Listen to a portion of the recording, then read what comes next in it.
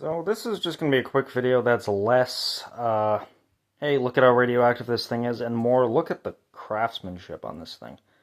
Now, I know these were, made in mass. Like, this isn't some hand-done piece, and, well, I'm actually not sure of the exact, how these were exactly produced, but I'm sure this came from a larger set. I only have the one, but just look at the artisan work on these things. That you got kind of the angled Art Deco look here. You have these beautiful floral patterns. Looks like maybe I was about to say dandelions, but that's idiotic. I'm not a botanist.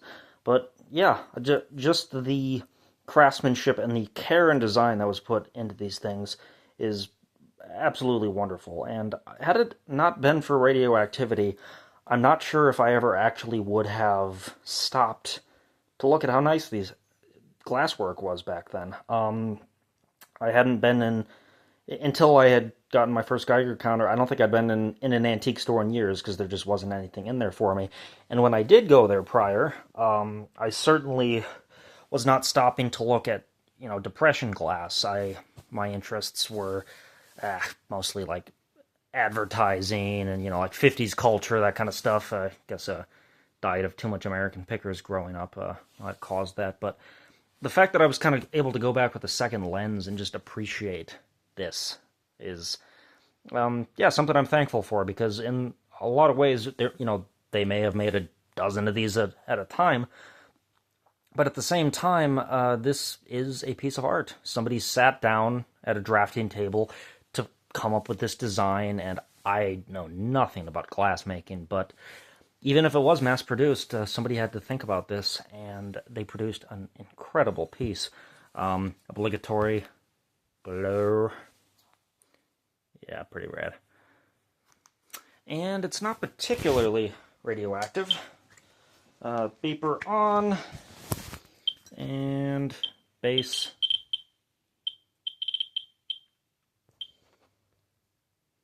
Yeah, no, not particularly. But it's definitely detectable. So yeah, I guess this is just a general rant. And there's a piece of tape in there, and I still got the tag. I paid $8 for this. That's about market value, but it is certainly my favorite of my pieces. And oh, Ludlam knocked over. I really would not have ever been able to sit back and actually look at this without that perspective. I think that applies to quite a few things in the realm of radioactivity, because my grandma used to collect a lot of Fiestaware, and she sold that off some years before I really became aware of what that was. But without this whole radioactivity, my girlfriend calls the radioactive red Fiestaware tacky and dated, and I kind of agree. It's got like the color of a shag carpet on the wall of a ZZ Top fan's van. It's not a great look, but at the same time, and this isn't to talk down on Homer Laughlin. Thank you guys for producing such unique pieces for God knows how many decades. But at the same time, there's something, I wouldn't have stopped to look at Fiestaware had it not been for, buying a Geiger counter and getting into radioactive history.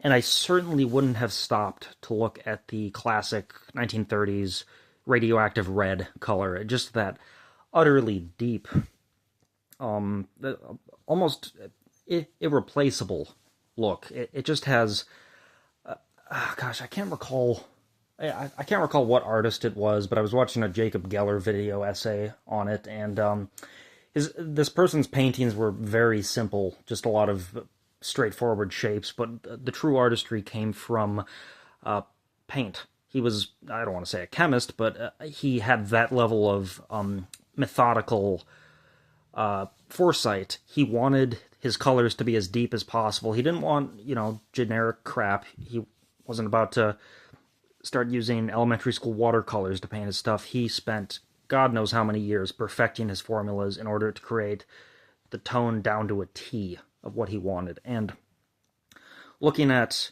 1930s Fiestaware and Fiestaware from today, don't get me wrong, I love Fiestaware from today, but I am pretty easily able to tell which is which 90% of the time.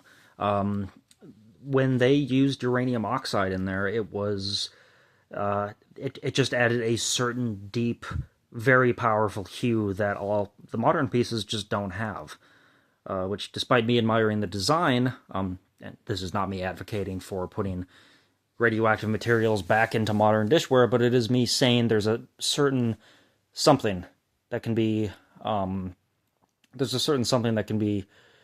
brought out through the older methods. Because, yeah, don't get me wrong, a lot of paint... I've known a couple artists over the years. I don't have the talent for it myself, but painting particularly, obviously there's some old materials that would have been used in the Victorian era that are super scarce and you can't find them anymore. And there are perfectly fine replacements for those these days, but...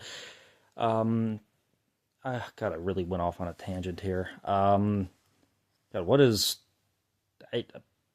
I don't think that the using older materials to create a deeper hue has anything to do with the cup that I've been pointing the camera at this entire time.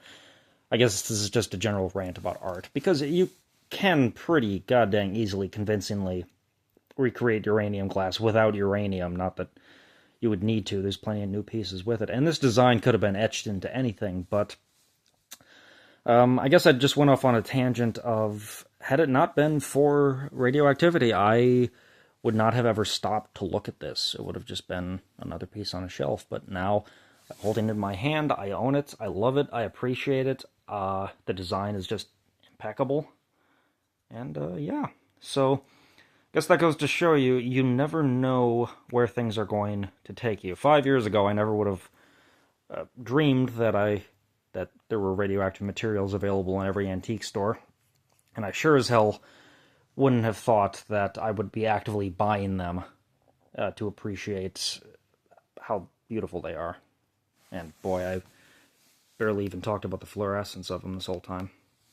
So yeah, a bit of a rant. If you have the patience to deal with the crap that is this channel, you're going to get a lot of that. But yeah, I'm no H-Bomber guy. I'm not a video essayist. I'm more of a, hey, look at this interesting thing. I'm going to rant about it for about 10 minutes. But this might be my first video of this type. It's not quite 10 minutes. Just under 8 right now. So, thank you for your time, and remember, stop and smell the roses. Or in this case, stop and look at the beautiful, probably not roses on your local friendly neighborhood uranium glass. Have a great day. Bye-bye.